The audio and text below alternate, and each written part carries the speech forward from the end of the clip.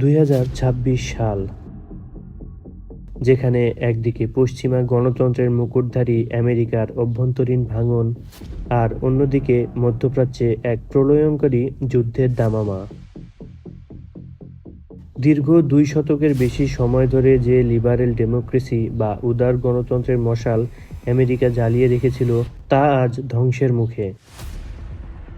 একই সময়ে ইরান ও আমেরিকার মধ্যকার কয়েক দশকের স্নায়ুযুদ্ধ এখন এক পূর্ণাঙ্গ রক্তক্ষয়ী সংঘর্ষে রূপ নিয়েছে।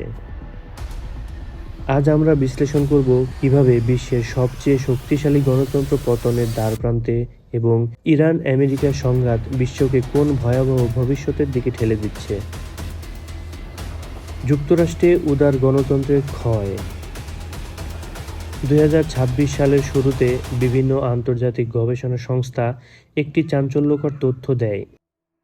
যুক্তরাষ্ট্র আর পূর্ণাঙ্গ উদার গণতন্ত্র নেই, এটি এখন একটি ইলেকটোরাল ডেমোক্রেসি বা তার চেয়েও নিচে নেমে গেছে।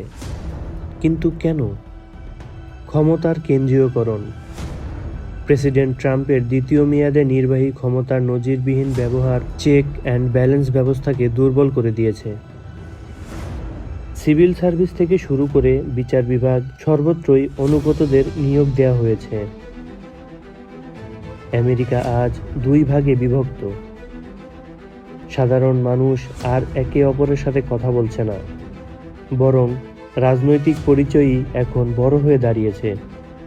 গবেষকরা একে বলছে কোল্ড সিভিল ওয়ার বা ঠান্ডা গৃহযুদ্ধ।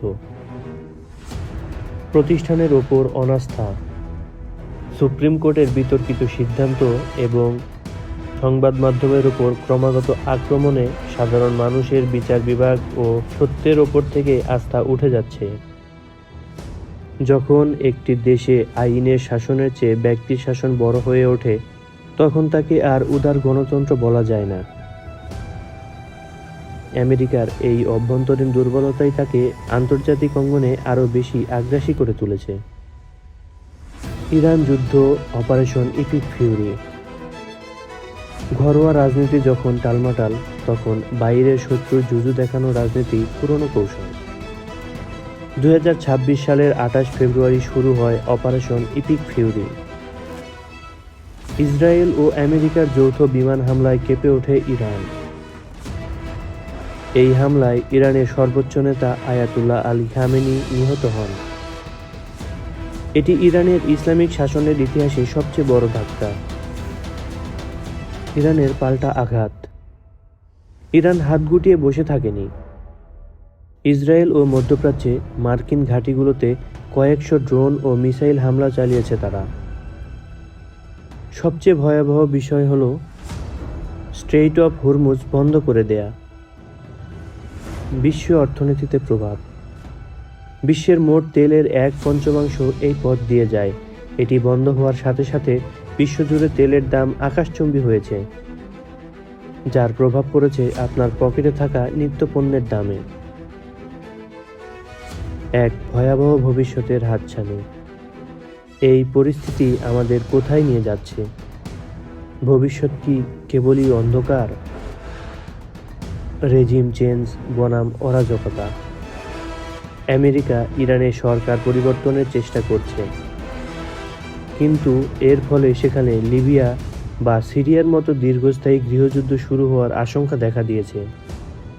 গণতন্ত্রের বিদায় ঘণ্টা।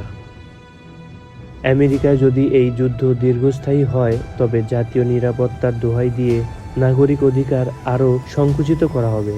অর্থাৎ বাইরে গণতন্ত্র প্রতিষ্ঠা করতে গিয়ে ঘরের গণতন্ত্র পুরোপুরি বিসর্জন দেওয়া হচ্ছে।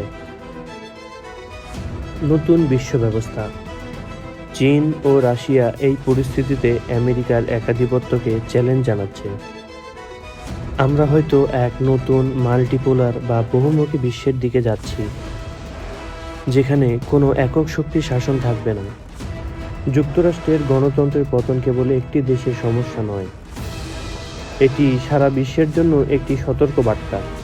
যখন পৃথিবীর সবচেয়ে বড় সামরিক শক্তি অভ্যন্তরীণভাবে অস্থিতিশীল হয়ে পড়ে এবং বাইরের যুদ্ধে জড়িয়ে যায়, তখন শান্তি কেবল একটি শব্দে পরিণত হয়।